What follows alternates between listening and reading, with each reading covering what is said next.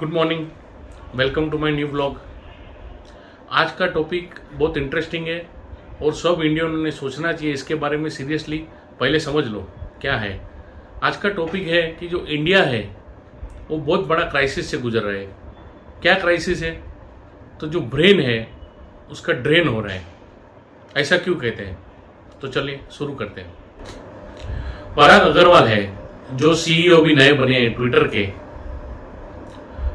वही टाइम पे गीता गोपीनाथ करके है इकोनॉमिस्ट, आईएमएफ में डेप्यूटी मैनेजिंग डायरेक्टर का पोस्ट मिला है। तो ये जो इंडियन है उन्होंने भी जो टॉप ग्रेड के जो अपने इधर सीईओ है इंडिया के, जो गूगल में है और दूसरी कंपनी में है, उसमें ये दोनों ने एडिशन किया है। बहुत सारे इंडियन है ये बात को सेलिब्रेट करते हैं कि अपने की इंडिया के जो बच्चे हैं वो टॉप पोजीशन पे आ रहे हैं वर्ल्ड की बड़ी बड़ी कंपनियों में। लेकिन कोई लोग ऐसे भी है इसके बारे में डिबेट करते हैं, तो दोनों बाजू है। लेकिन ये जो बच्चे हैं वो इंडिया की एक ब्रांड क्रिएट करते हैं वर्ल्ड में, वो भी एक समझने जैसी बात है। सिंस 2016 6 लाख इंडियन लोगों ने अपना सिटीजनशिप छोड़ दिया है और सिंस 2014 23,000 जो मिलियनर्स थे इंडिया में वो इंडिया छोड़ के चले गए हैं। और इंडिया वर्ल्ड में नंबर 1 में आता है माइग्रेशन के लिहाज से। 65% of the total migration India में से हो रहा है।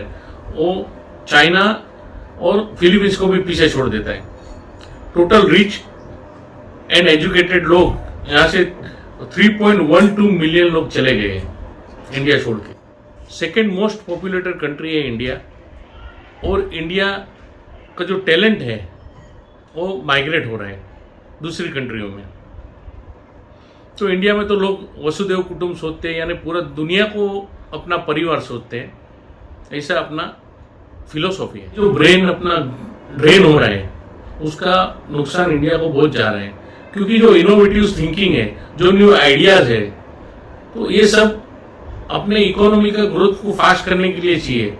लेकिन वो लोग बाहर जा रहे हैं तो अपना इकोनॉमी भी जितना फास्ट ग्रो होना चाहिए उतना फास्ट हो नहीं रहा है। 1970 के बाद जो ग्लोबलाइजेशन चालू हुआ उसमें क्या है कि ब्रेन ड्रेन बहुत होने लगा।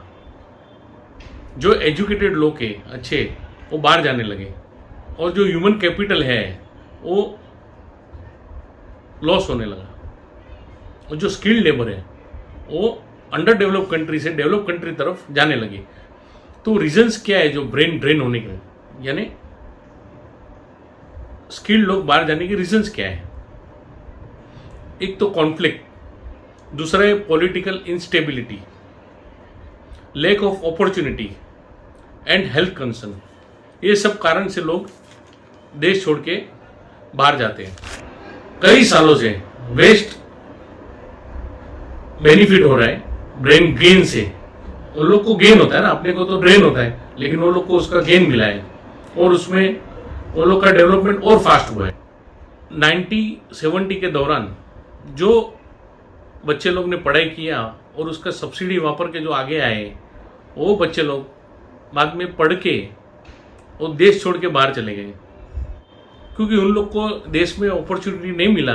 तो अपॉर्चुनिटी के लिए वो लोग देश के बाहर गए, और जो सब्सिडी का रिवॉर्ड जो अपने देश को मिलना चाहिए वो रिवॉर्ड जिधर गए होस्ट कंट्री को मिलने लगा। और दूसरा क्या, जो शॉर्ट टर्म लेबर थे वो गल्फ कंट्री के तरफ चले गए और उधर जाके उन्होंने काम चालू किया और वो वापस ही नहीं आए। कितने सारे उसमें से वापस ही नहीं आए, उधर ही सेटल हो गए, बड़े बड़े एंटरप्रीनियर हो गए, बड़े बिजनेस करने लगा, बैंकर्स हो गए, तो सब उधर ही रह गए। तो वो भी अपने देश को उसका नुकसान है। और ऐसे टाइम में कि जब देश को खूब जरूरत है, बहुत ही जरूरत है स्किल्ड वर्कर की और नया इनोवेटिव की, नया आइडियाज की, वही टाइम पे लोग बाहर चले गए।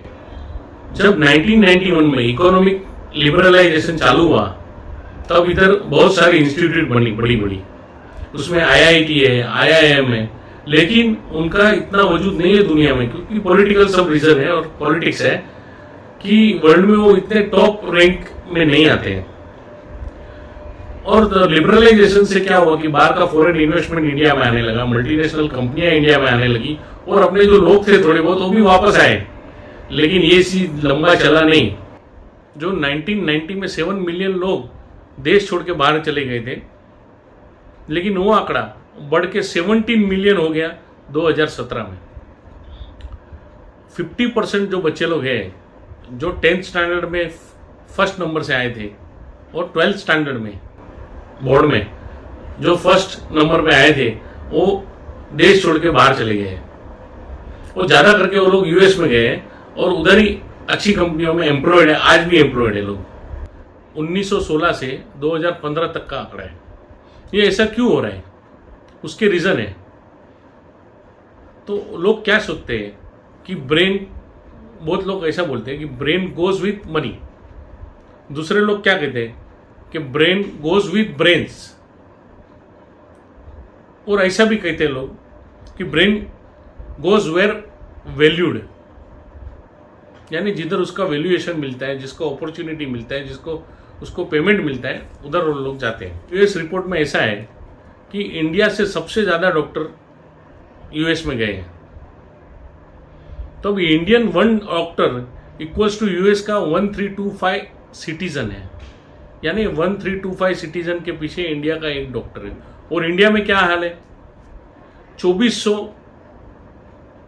पर्सन के पीछे एक डॉक्टर है। तो आप समझ सकते हो नियरली डबल है।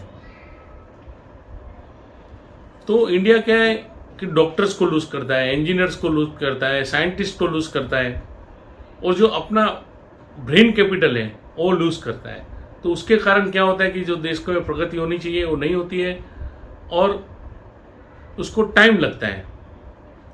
हम जब परचेसिंग पावर की बात करते हैं यूएस और इंडिया के बीच में, तो जो एकेडमिक है उसमें 6 टाइम्स का फर्क है। आईटी सेक्टर है उसमें डबल फर्क है, पेमेंट की बात करता हूं मैं। और जो मैनेजमेंट है उसमें 3 टाइम्स का फर्क है।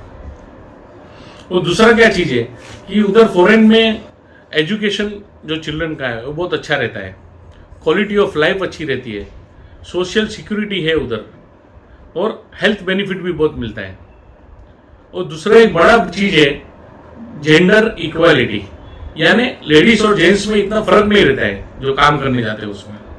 Association chamber of commerce and industries of India, ASSOCHAM बोलते हैं उसको, उनका क्या कहना है कि एवरी ईयर जो इंडियन बच्चे जो बाहर पढ़ने जाते हैं तो इंडिया जो करेंसी है $17 बिलियन का खर्चा करती है। यानी इंडियन जो जाते हैं टोटल, तो जो अपना जो करेंसी आउट ऑफ इंडिया जाता है वो कितना जाता है, $17 बिलियन। तो ये बहुत सीरियसली सोचने का सब्जेक्ट है। तो ये बहुत अर्जेंट है सोचने का कि हम अपने ब्रेन को कैसे बाहर जाने से बचाए। Thank you for watching all my video. पहले बार आए तो मेरा चैनल को सब्सक्राइब कीजिए, लाइक कीजिए, शेयर कीजिए और कमेंट कीजिए। Thank you for watching, bye.